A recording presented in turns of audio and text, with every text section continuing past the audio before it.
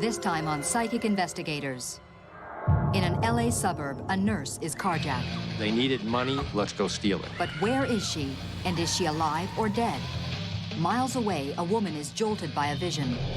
Like having an electric shock. I could see where she was.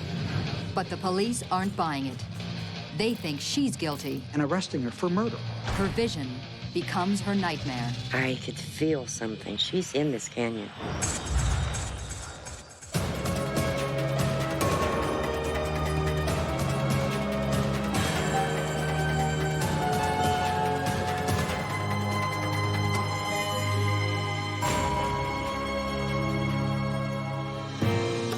18 miles from downtown Los Angeles is the district of Pacoima. Today, it's a quiet working-class neighborhood. But in 1980, it's a different story. Violent crime was on the rise, and homicides peaked in the city of Los Angeles.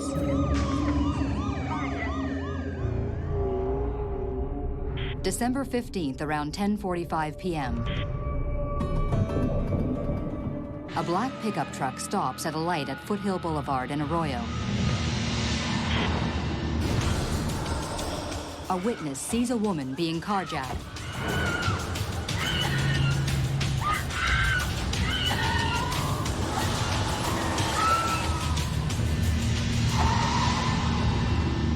And one of them jumped her on the driver's side, and the other one comes running around on the other side, and she was screaming.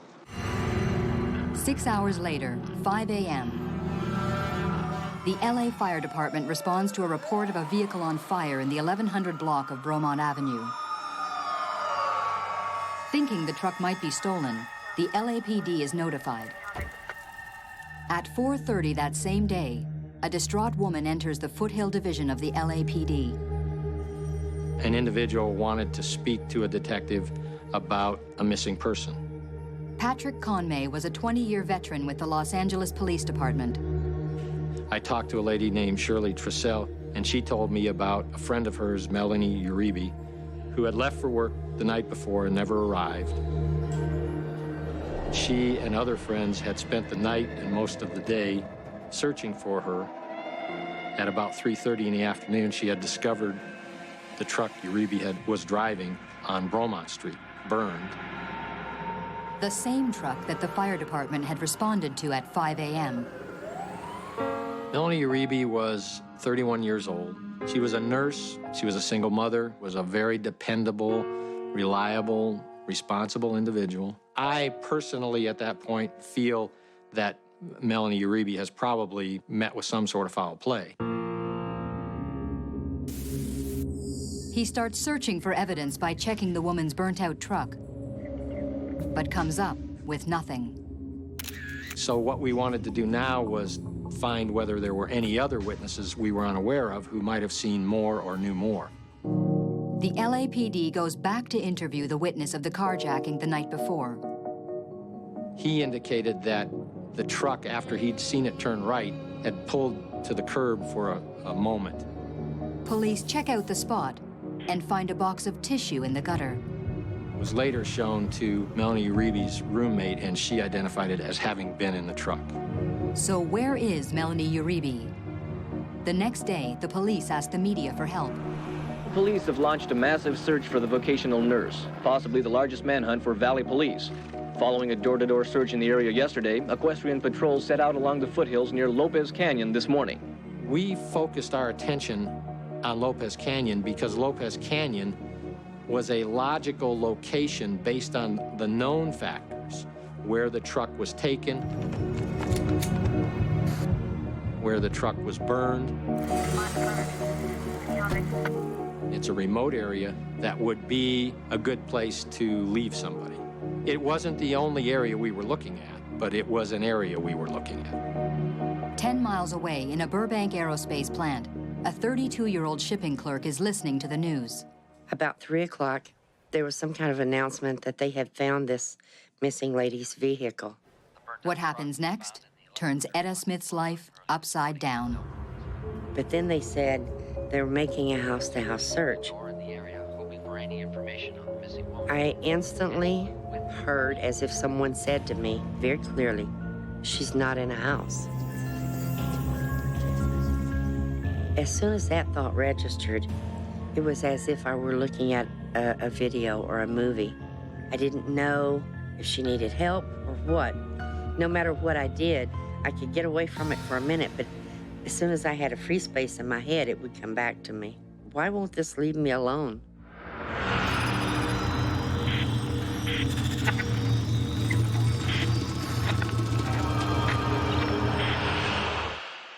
I knew where she was.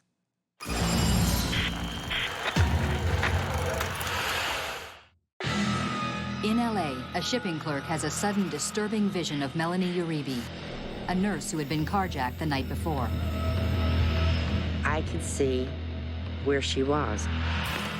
Going up into the canyon, I could see the curve in the road, a dirt path going to her, and a hill behind her. I've never experienced anything like this before in my life, nothing of a criminal element.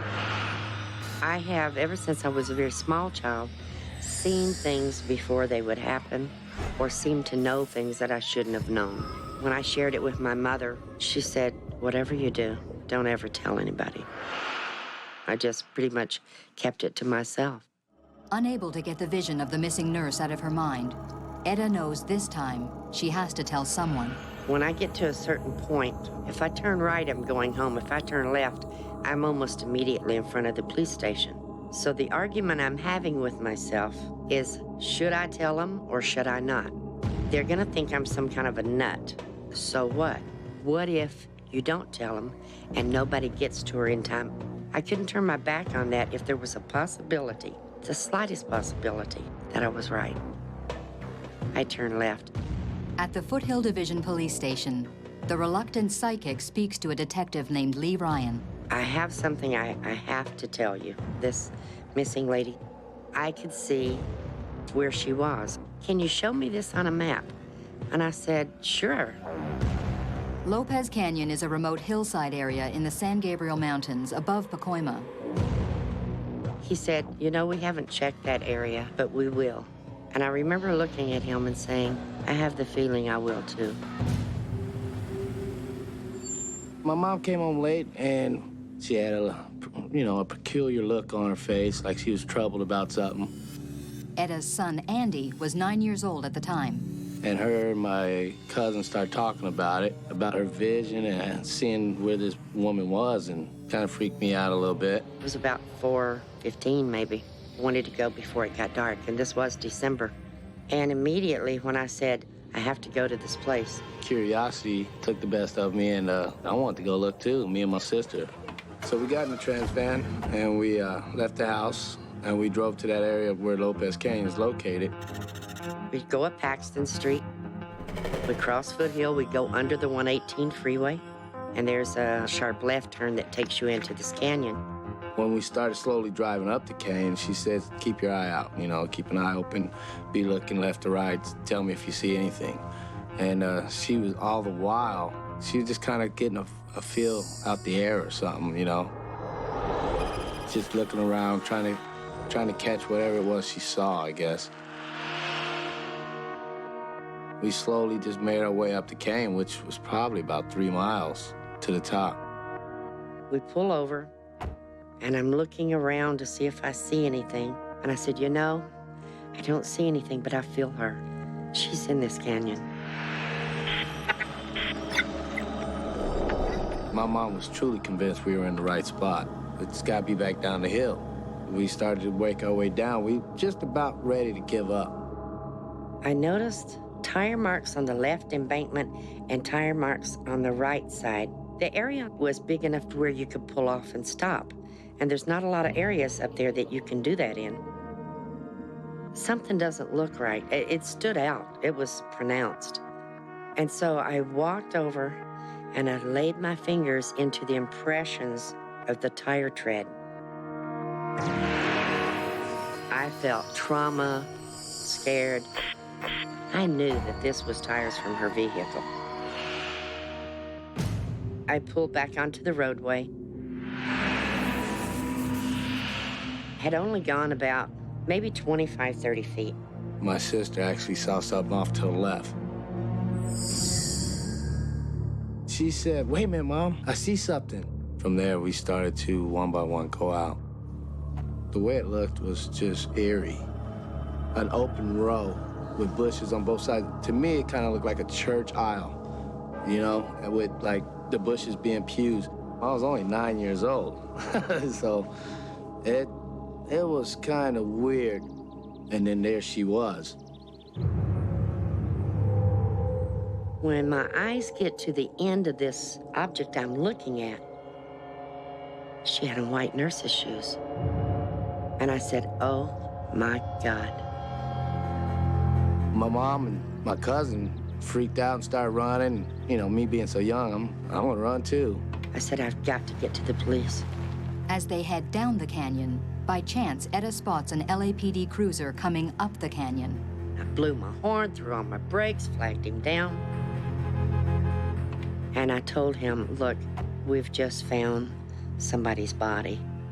He comes back and he says, "Well, it is a body." And I said, "Is it the nurse?" He said, "In all probability, I think so." Etta Smith has found what an entire police force has been searching for. I came to the station, and Ryan contacted me and told me that a woman had come in, a woman named Etta Smith, and told him she thought the body might be located somewhere up in Lopez Canyon. Within 30 minutes, I was notified that the body had been found in Lopez Canyon. Conway then heads to Lopez Canyon to meet with the officer who takes him to the body. And what I saw was a white female laying face down with significant head trauma. And there wasn't any doubt in my mind that she had been murdered. I then directed officers to secure that location for the night because I didn't feel I could do an adequate crime scene. It's not possible for the investigating officer to do every step of the investigation. You have to use other resources, other detectives who are just as capable as you are. Conway sends detectives to talk with Etta Smith about her so-called psychic vision. It went on for hours. It went on till 10:30, maybe at night. I don't think they're believing me. I kept telling them the same thing. But this one officer, he became really belligerent, threw a chair, and raised his voice to intimidate me. "What, you think I'm involved in this? If I was capable of this, my husband would have been dead a long time ago. I'll take a lie detector test. I'll prove to you. I don't know anything about this other than what I've told you." They take her up on the offer. They said, "You failed." Her children are brought in for questioning. Still remember this guy. Gives me a lollipop, you know, and asks me a few questions. I'm answering now because I feel comfortable. But apparently it wasn't the answers he wanted to hear. And he just switched on me like that. And he started yelling at me and went from good cop to bad cop, as they say, and just totally scared me to death, you know? I want my mama. No, I'm done. I wanted to keep my lollipop, but I was done. Etta had said that when she drove up the canyon, she didn't see anything. And as she came back down the canyon, I think the 8-year-old announced that she saw something off the road. When the detectives interviewed the other individuals, they were not saying that the discovery occurred exactly that way. It made the individuals talking to her skeptical. At that point, all conversation was over. They transported me to the Van Nuys jail, and I was booked and put in a cell. In an LA suburb, a psychic finds the body of missing nurse Melanie Uribe.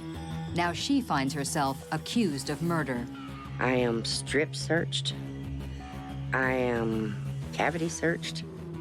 I try to do the right thing, and I end up in jail.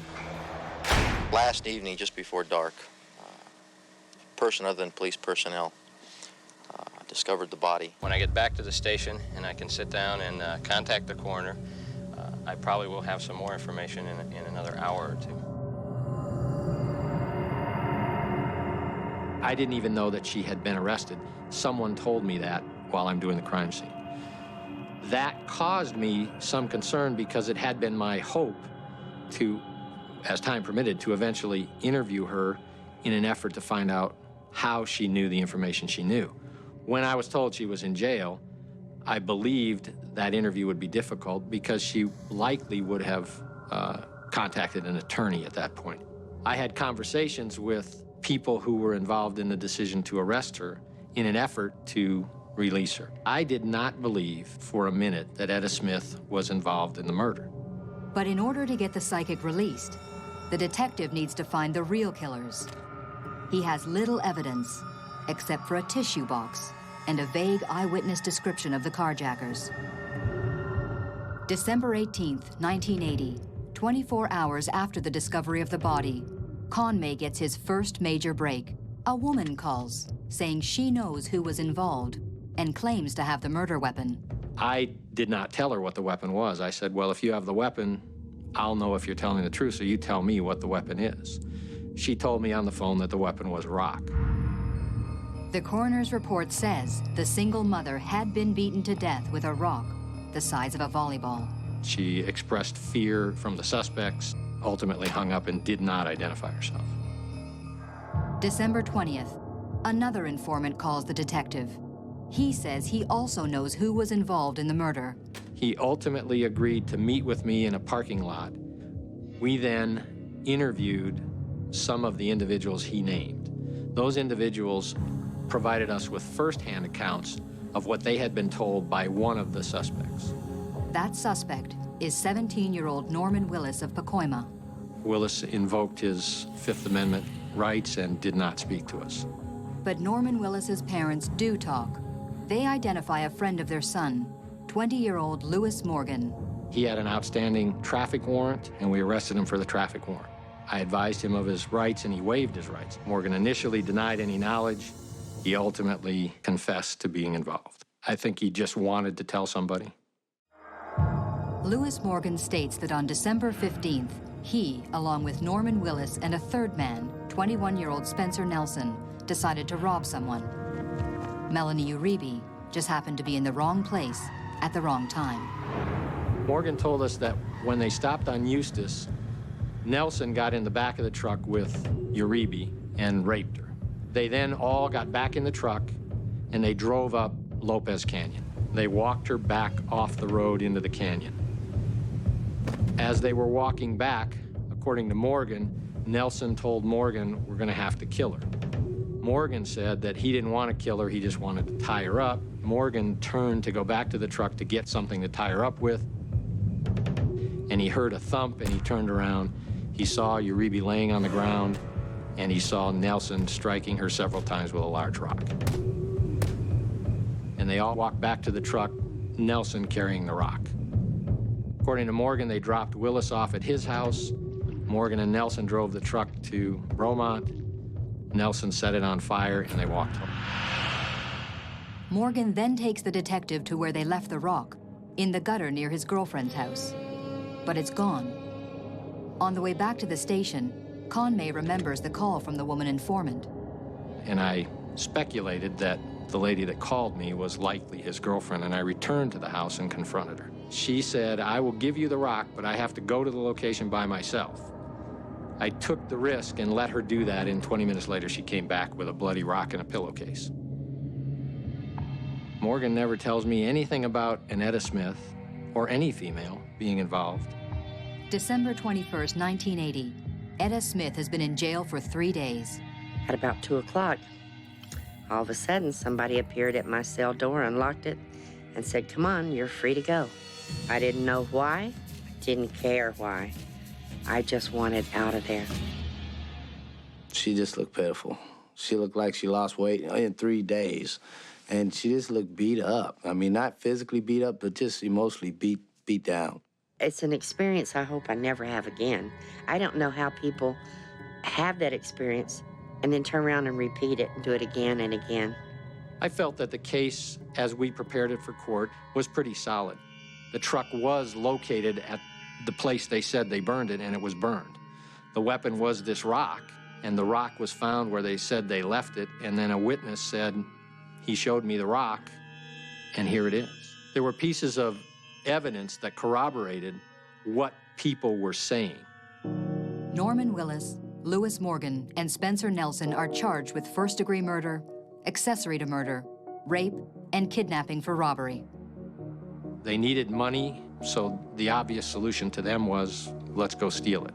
Nelson had been in prison for a couple of years for a kidnap rape. Nelson's motivation, in my opinion, for killing Uribe was the prior victim, when he went to prison, identified him and testified to the rape and kidnap. So I believe that Nelson never intended to let another victim live. They're convicted and sentenced to life. But what happened to the woman whose psychic vision led police to Melanie Uribe? Never a word. Not a letter, not a phone call, nothing. They treated me like so much dirt that you kick out the door and the wind blows away, you know, with never another thought. And that really hurt. That really hurt because they were wrong. A year later, Etta Smith sues the LAPD for false arrest. Just because you're unusual, it doesn't mean you don't have rights. James Blatt was her attorney. She went out on a limb to try and find someone, although in an unconventional way, and she was successful. And for that, she was literally brutalized for 4 days. I got dysentery and lost 12 pounds in 72 hours. There was no probable cause for her to be arrested, simply because she found the body in an unusual way, and arresting her for that, for murder. I'm glad the jury agreed with us, and the judge agreed that having a psychic phenomenon is not probable cause to arrest someone. I'll entertain anything that might provide me with information that's helpful in a case. Police agencies have long talked to and used information from people who say they're psychic, frequently with some success. The answer to some questions is that there is no answer. And sometimes individuals have different gifts, and they could utilize those gifts to help people. Yeah, I still pray for that lady. Every now and then she'll cross my mind, or I'll say prayer for her and everything. And I'll never forget Melanie Uribe. I'll never forget what happened to her. Melanie was a victim of a senseless crime. I have no regrets of making the choice that I made. I didn't understand what made me do it then, but if I had it to do over, that I would do the same thing today.